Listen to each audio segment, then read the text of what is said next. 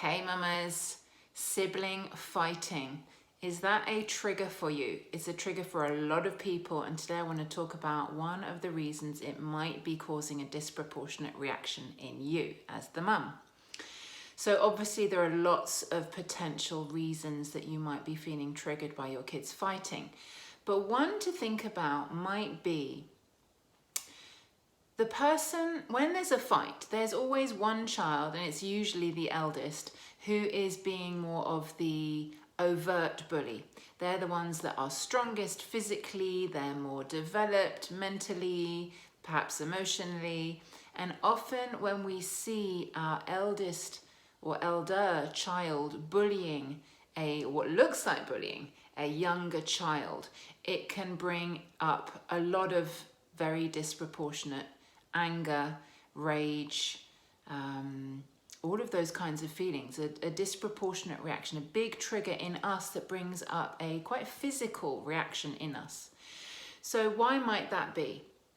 That might be because you are being taken back to a time when you were being bullied by an elder sibling or elder cousin or whatever it was, and seeing your youngest in front of you seemingly be helpless and powerless, definitely physically, if not emotionally, can bring up the same feelings in you. The times that you were helpless and powerless in the face of an older, perhaps physically bigger sibling or cousin.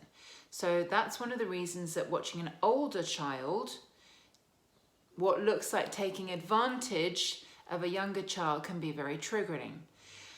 Likewise, there's a flip side to this. So the flip side is that perhaps you are also being triggered into shame and remembering the ways in which perhaps you have also been that bully with someone younger, perhaps a sibling, perhaps a cousin, whatever, friend, and you were taking advantage of your physical, emotional, mental maturity. So I know that for me, both of these things are true.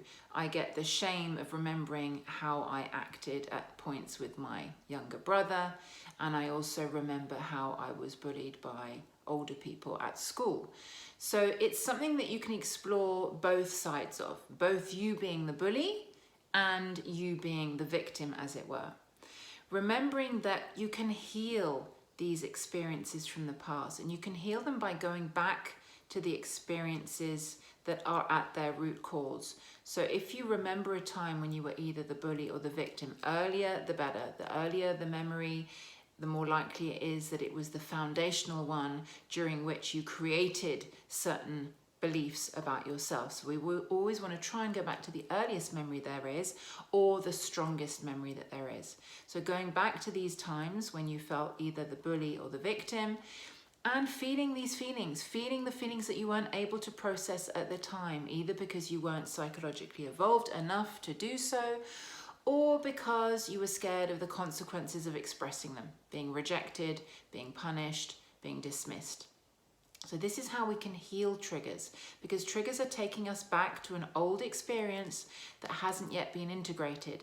This is how we do it, by going back to that experience, releasing the feelings, and most crucially, releasing the feelings with the presence of an imagined inner parent, someone there who can co-regulate these difficult feelings, because we probably didn't experience that as children. You probably didn't have a parent who was emotionally mature enough to regulate you. I know that I certainly didn't, and most of my clients didn't. So having an albeit imaginary inner parent there with you is fulfilling that role. That inner parent is co-regulating you and creating the safety and love and that safe container for you to explore these difficult emotions that you couldn't before. So that's one of the reasons why you may be being triggered by your children's fighting.